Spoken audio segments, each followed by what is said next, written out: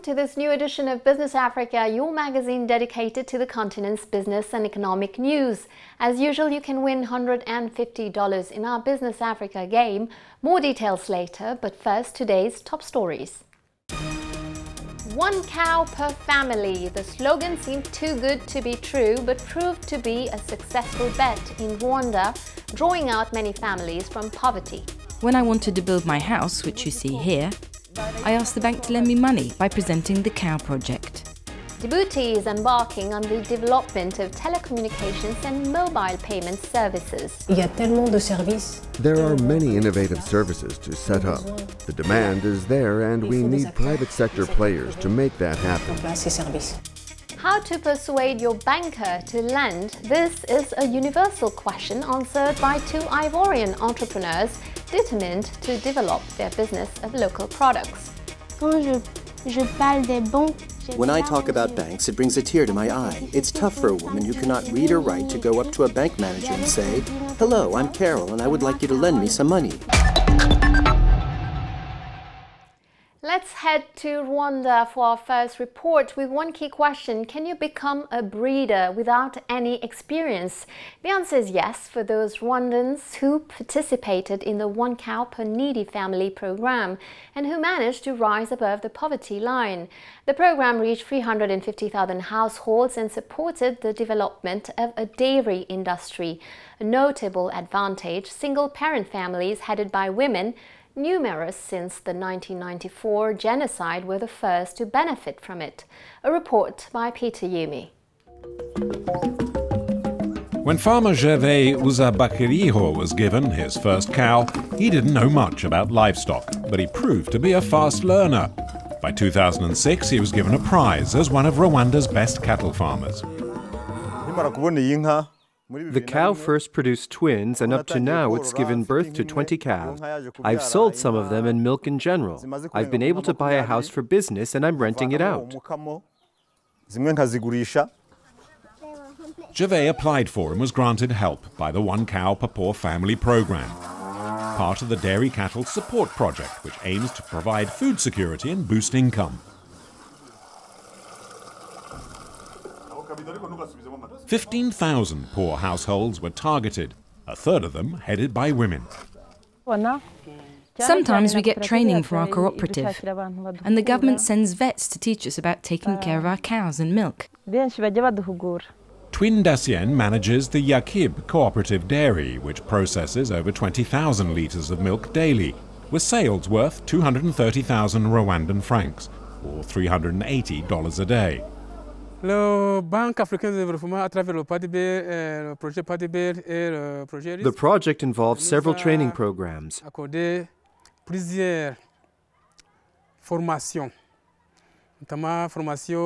Notably modern methods of raising cattle, long-term animal care, how a cooperative functions and how to run one, which has helped us with this cooperative, in fact. The One Cow project has also ensured that most dairy collection centres offer a variety of services. For the farmers, we provide different kinds of help, like treatment for cows that have diseases and products that help boost their milk production and the quality of their milk. In Gatare province, Domina Mukamunana used to struggle to get by. The 58-year-old widow had been unable to provide her children with regular schooling, let alone borrow money. The One Cow project, to which the African Development Bank allocated over $12 million, lifted her above the poverty threshold. When you have a cow, the bank gives you a loan. When I wanted to build my house, which you see here, I asked the bank to lend me money by presenting the Cow Project.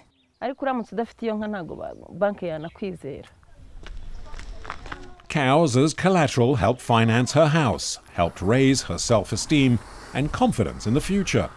The One Cow project's beneficiaries include households that don't already possess a cow, have built a cowshed and own a minimal amount of land for grazing or raising fodder. Manure from the cows makes an excellent fertilizer. Back in Shangasha district, Gervais bought new land for 6 million Rwandan francs, about $10,000, and makes a profit of more than $650 a month. It allows him to educate his children properly and invest in new equipment. These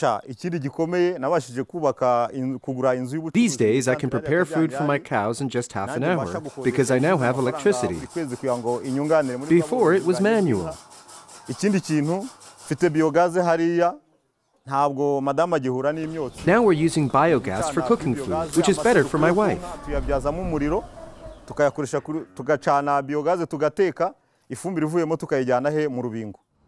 The One Cow project also supports the infrastructure of the dairy industry.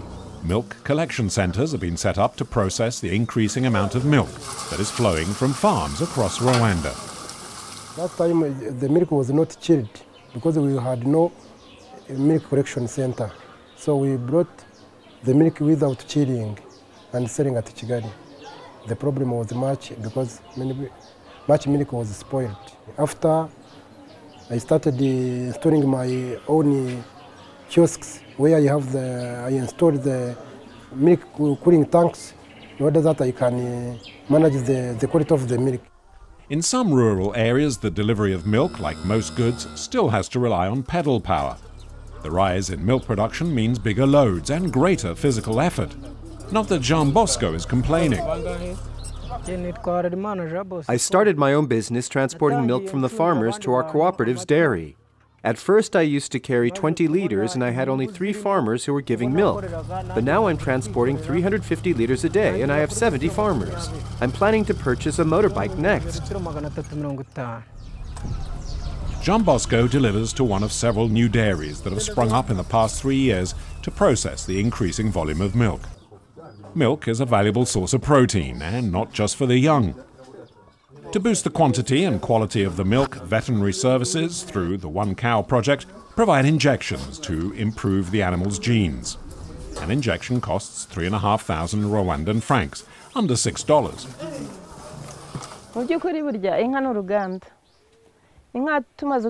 Having a cow is a real business. It's hard work to take care of, but helps you much more than you would expect. All my neighbours are getting milk, and none of the kids get sick now. By the end of 2013, over 180,000 beneficiaries had received a cow and the training that accompanies the project. Training in cattle breeding, nutrition, housing and health. To bring long-term skills to households that never thought they would one day make a decent and profitable business from owning a cow.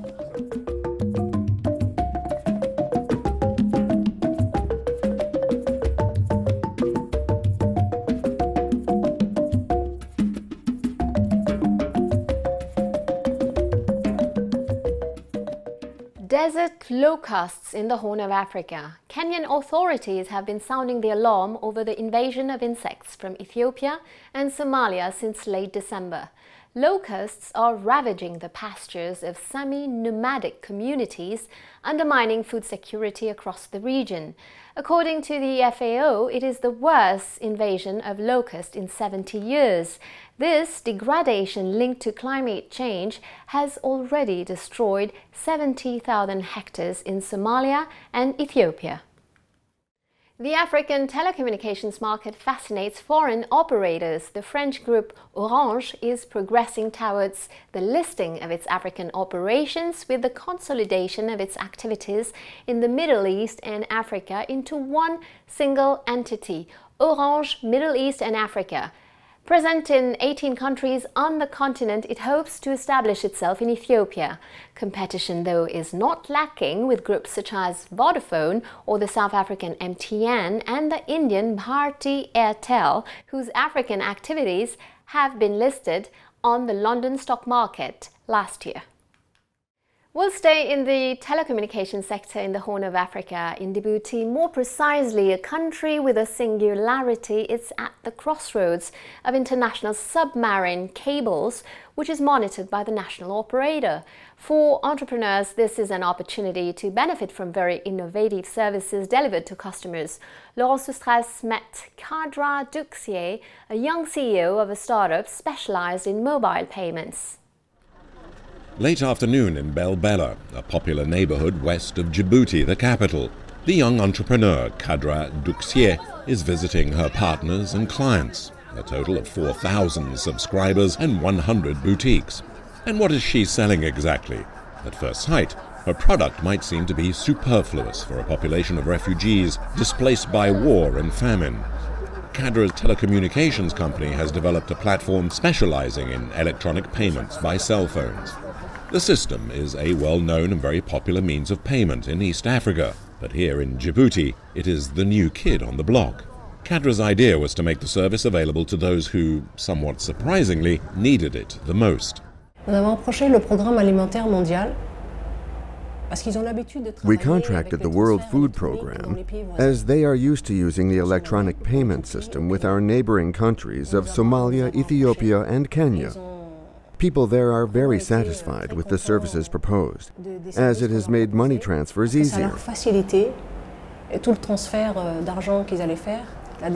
Distribution of food and supplies was done hand to hand, and now the process has changed, with money being transferred directly to the beneficiaries, who then, in turn, go to the stores to buy the food and supplies they need. This saves them time and restores their self-respect, as they no longer have to wait in interminable queues. Everybody wins.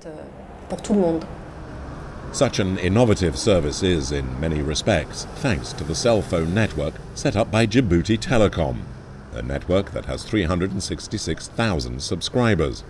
This figure pales in comparison to those of continental Africa, but Djibouti does have a major advantage, the key to which lies on the other side of this wall, in an unassuming neighborhood in the capital. We are in the Haramous Submarine Cable Center, one of the stations where the transcontinental underwater cables pass.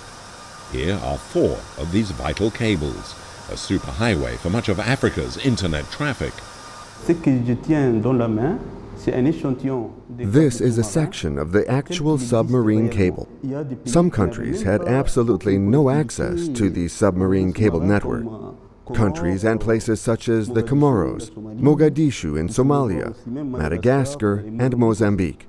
Now, thanks to this cable, all of these places have access to international telecommunications. In all, no less than 7 submarine cables, including 3 international cables, transit via Djibouti, where they are interconnected, which is why Djibouti has such a vital role both in terms of system maintenance and in supplying a whole range of associated internet services. Little wonder that Djibouti aims to become a data center for the entire continent.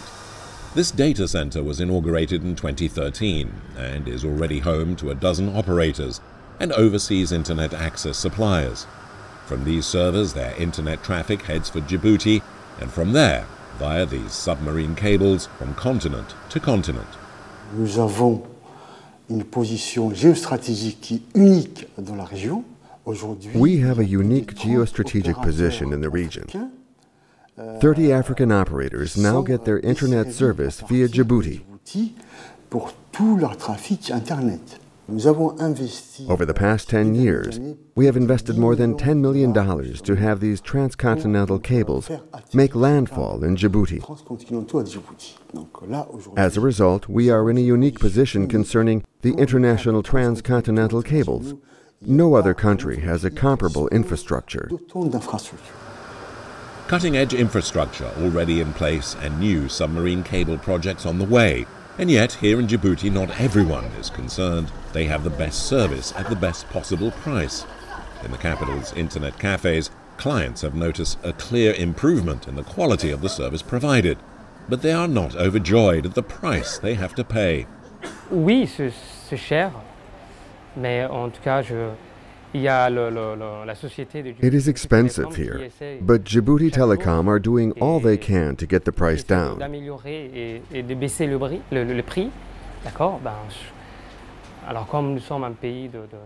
As we are an African country, we hope the situation will improve. The government intends to use the technological breakthroughs to improve the quality of its administrative services. Since 2016, a new intergovernmental agency has been working to standardize the state's computer networks, with, notably, a project to set up the first government portal to facilitate administrative procedures. The new agency also has a data center. Le data center répond à une question essentielle de pouvoir mutualiser. The data center is a solution to the problem of pooling state computer resources. Dispose d'outils et de moyens. Some have more advanced tools and resources than others. The data center solves this inequality in terms of the availability of computer resources and, above all, satisfies our demands in terms of security. The private sector, especially in the banking milieu, does not intend to miss out on the new telecommunications era in Djibouti. Governor of the central bank, Ahmed Osman, is ready and waiting. We have set up a legal framework enabling operators to provide mobile banking services. It is open for the banks, for Djibouti Telecom, and for any other operator. In other words, everybody can use the mobile banking system in Djibouti. Back in Balbala, Kadra Duxia is more than ready to launch her cell phone payment service for Djiboutians across the country. There are many innovative services to set up. The demand is there, and we need private sector players to make that happen. The clients for these offers are there, from Balbala, the heart of Djibouti. Banks are also well aware that their growth also depends on their ability to provide mobile payment services and e-banking. The national operator, Djibouti Telecom, which has a monopoly of telecommunications traffic, is already in the starting blocks for this lucrative market with a global platform, making it possible for all the actors concerned to provide their clients with mobile payment facilities. The starting gun goes off this year. Welcome back to the second part of our program. Pay television is on the rise on the continent. There should be 47.26 million subscribers to pay TV by 2025. The growth of subscribers, which are currently around 30 million, is driven above all by Nigeria, according to a study by the American firm Digital TV Research. This country should have 10 million subscribers within 3 years, but the cost of package subscriptions is expected to remain stable across the continent in response to the rise of foreign streaming services. Botswana has been removed from the French tax blacklist. The country has signed an amendment to the bilateral convention and is now allowing the exchange of tax information. No African country is now on the list. The continent is therefore in line with the stipulations recommended by the OECD to avoid tax fraud and tax evasion. After Morocco and Namibia last year, Botswana is the last African country to comply with OECD rules. 2020 will be a decisive year for agricultural commodity exchanges in Africa.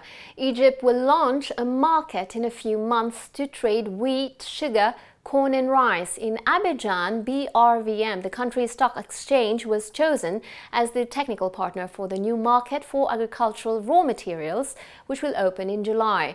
The Nigeria Stock Exchange, just launched, will list 40 agricultural and petroleum products. In Ghana, the corn and soybean exchange, launched in 2018, is diversifying further with rice. Yes, as I mentioned earlier, it is not always easy for young entrepreneurs launching a new business to gain the trust of their banks. In Côte d'Ivoire, in West Africa, entrepreneurs sometimes face obstacles to find funding and expand their local productions and business in general. Dora Yido and David Thiombiano met the promoters of Carol's Jam and the chopper Dagris, who shared with them some of their hurdles. The girls have washed the pineapples and are cutting them up.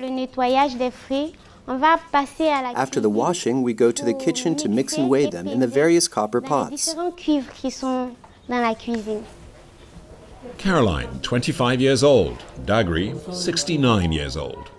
These two Ivorian innovators have a dream, and their dream is to make their products household names in the Ivory Coast. Carol's Confectionery and the tea Dagris.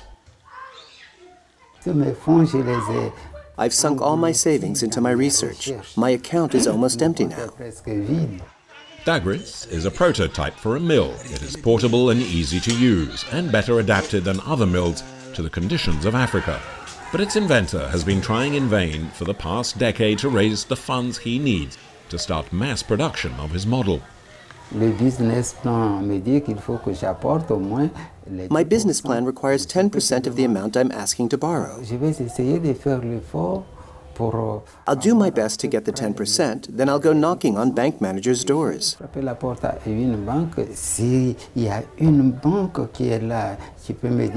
If only there was a bank out there to help. They can see my feasibility study, my business plan. They are free to make any remarks they want. And then it would be nice to have the resources to move ahead. That's all. I don't need anything else. For Caroline Hien, a rotten fruit still has a use, as she demonstrates with her jams, known as Carol's Confectionery. She salvages overripe fruit from market stalls and makes them into fruit juices that are in demand locally and even in Europe. Je prenais l'argent des achats pour faire la confiture. I took the shopping money to go and buy ingredients for my jams and later started asking my husband and my family for money. I didn't start off with much, just the housekeeping money. Her ingenuity caught the attention of the Total Foundation, that awarded her a first prize of $18,000 in the 2016 Startup Challenge. But Carol's Confectioneries needs more funds to develop a range of confectionery made from local produce. When I talk about banks, it brings a tear to my eye. It's tough for a woman who cannot read or write to go up to a bank manager and say, "Hello, I'm Carol, and I would like you to lend me some money." They are just going to look at me and say, "And who are you exactly?" Dagri and Caroline both have faith in their projects and in the added value that their development will bring to the Ivory Coast and to Africa as a whole. They are calling on the banks to trust them and help promote products made in the Ivory Coast. This product is made in the Ivory Coast. We should work for our own country. Why sit around waiting for prettily painted imported goods that aren't so good when you look closer? It's terrible to see a design like this go to waste. As time goes by, Dagri is starting to lose hope of ever finding funds to turn his dream into reality. He is not alone in feeling that way. Is the much-awaited industrialization of Africa turning into a pipe dream? It would seem that the bankers have the answer to that question. It's now time to reward our loyal viewers of Business Africa. It's up to you to answer the following questions. If you're drawn among those who have given the correct answers, you will win $150. This is game number 517, so listen carefully to the two questions that follow, and good luck. The first question: how many submarine cables pass through Djibouti? Is it 1, 2 cables, or 2, 5 cables, or is it 3, 7 cables? Second question: how many people in total have benefited from the 1 cow per family program? Is it 130,000, 350,000, or 15,000? And of course, don't forget to include your contact details, name, address, telephone, and email, and the number of the game you are entering with the answers, of course.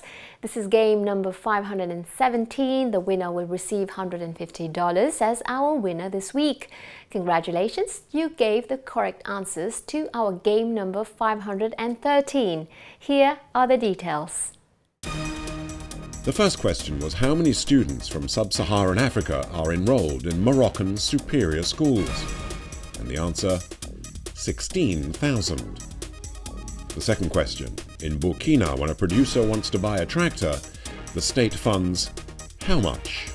And the answer is 45%. Well, that's it. Business Africa is over for today. I'll see you next week, same time, same channel with Initiative Africa. In the meantime, you can watch this program on our Vimeo and YouTube channels, and feel free to share, like and comment using the hashtag Business Africa TV show. Have a great week. Goodbye.